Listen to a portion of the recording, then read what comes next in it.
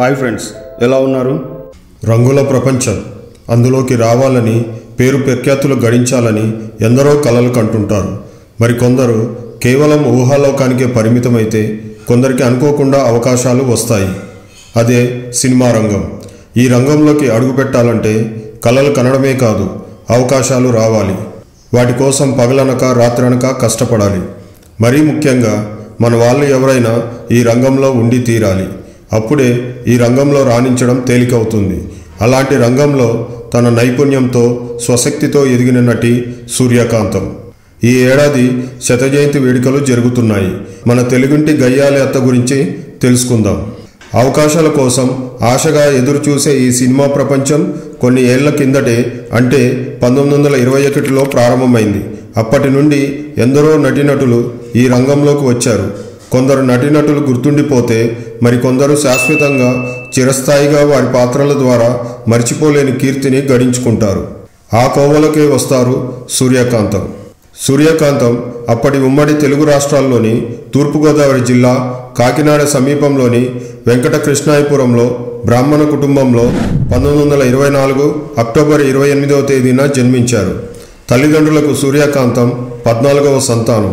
6 ఏళ్ల వయసులోనే పాటలు పాడటం, నాట్యం నేర్చుకున్నారు.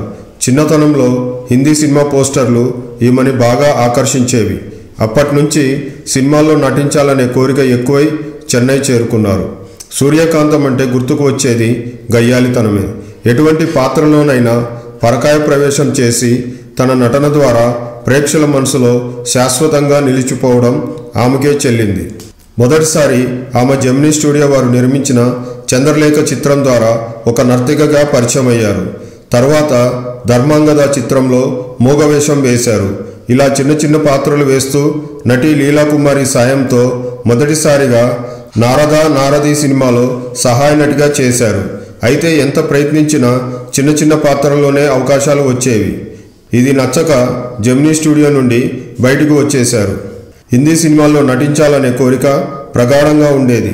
ఆ కోరికతో ముంబై వెళ్ళాలని అనుకున్నారు. అయితే కుటుంబ పరిస్థితుల రీత్యా వెళ్ళలేక ఆ ప్రయత్నాన్ని విరమించుకున్నారు. అలాంటి సమయంలోనే తను కలలు కంటున్న నాయికా పాత్ర సౌదామణి చిత్రం ద్వారా వచ్చింది. అయితే ఆ సమయంలో కారు ప్రమాదం జరిగి ముఖానికి గాయం అవడంతో ఆ అవకాశం కోల్పోయారు. తిరిగి కోలుకున్నాక సంసారం చిత్రంలో గయ్యాలి పాత్ర వచ్చింది. ఆ తరువాత ఆమె వెనుతిరిగి చూసుకోలేదు. అప్పటి రోజుల్లో అనేక సాంఘిక చిత్రాల్లో రేలంగి సూర్యకాంతం, రమణారెడ్డి సూర్యకాంతం, ఎస్వి రంగారావు సూర్యకాంతం, గుమ్మడి సూర్యకాంతం జంటలుగా నటించేవారు. వీరి నటనతో హాస్యాన్ని పండించేవారు. షూటింగుల్లో జోకులు చెప్పడం సూర్యకాంతం సరదాల్లో ఒకటి. షూటింగ్ విరామ సమయాల్లో అందరితోనూ సరదాగా కబుర్లు చెప్తూ, నవ్వుతూ, నవ్విస్తూ తన మంచితనంతో ఎదుటివారి హృదయాలను గెలుచుకునేవారు. ఓ సినిమాలో నాగయ్యను నోటికి వచ్చినట్లు తిట్టాలి. ఆ షాట్ అయిపోయిన తర్వాత ఆయన కాళ్ళ మీద పడి క్షమించండి అని వేడుకున్నారు.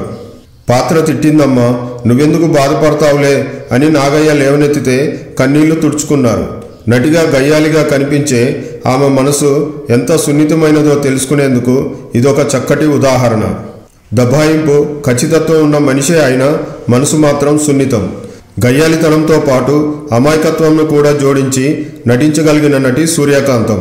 ఎడమ చేతిని జులిపిస్తూ కుడి చేతిని నడుము మీద పెట్టుకుని, నీ జిమ్మడ, నీ మొహం మండ, నీ మొహం దొంగల తోల, ఎక్కడ చచ్చారా, అయ్యో అయ్యో మీకేం పొయ్యకాలం వచ్చిందిరా అనే డైలాగులు ప్రేక్షకుల హృదయాల్లో నిలిచిపోయాయి.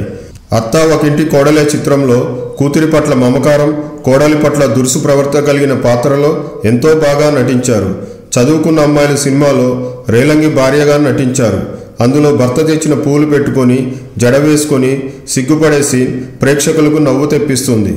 అదృష్టవంతుల సినిమాలో పద్మనాభం తల్లిగా, పెసరట్ల పేరమ్మగా, ఛాయాదేవితో గొడవ పడుతూ సై అంటే సై అంటూ హాస్యాన్ని పండించారు. ఇలా చెప్పుకుంటూ పోతే అనేక సినిమాలు, ఎన్నో వైవిధ్యమైన పాత్రలు. సినిమాల్లో గయ్యాలి పాత్రలు వేస్తూ సూర్యకాంతం అంటే గయ్యాలి అనే పేరు తెచ్చుకున్నారు. అయితే నిజ జీవితంలో మాత్రం ఆమె గొప్ప మానవతావాది. చాలా ఓర్పు, సహనం కలిగిన మనిషి. అందరి మంచి కోరుకునేది. 10 మందికి కడుపు నింపేది. షూటింగులకు వచ్చినప్పుడు ఇంటి నుండి ఏవో తినుబండారాలు తేవడం, అందరికీ పంచిపెట్టడం చేసేవారు. సినిమా రంగ చరిత్రలో ఎంతోమంది నటీనటుల్ని చూసి ఉండవచ్చు, కానీ సూర్యకాంతం ఒక ప్రత్యేకం. ఆవిడ లాంటి నటి ఇక రారు. సినిమాల్లో అత్తరికాన్ని చెలాయించి ప్రేక్షకుల హృదయంలో చెరగని ముద్ర వేసుకున్నారామె. ఒకే రకం పాత్రల్ని ఎక్కువ సినిమాల్లో నటించిన నటిగా గుర్తింపు పొందారామె. దాదాపు 700కి పైగా చిత్రాల్లో నటించి ఎన్నో గుర్తుండిపోయే పాత్రల్లో ఒదిగిపోయారామె. సూర్యకాంతం శత జయంతి వేడుకల సందర్భంగా ఆమెను స్మరించుకుంటూ జై హింద్.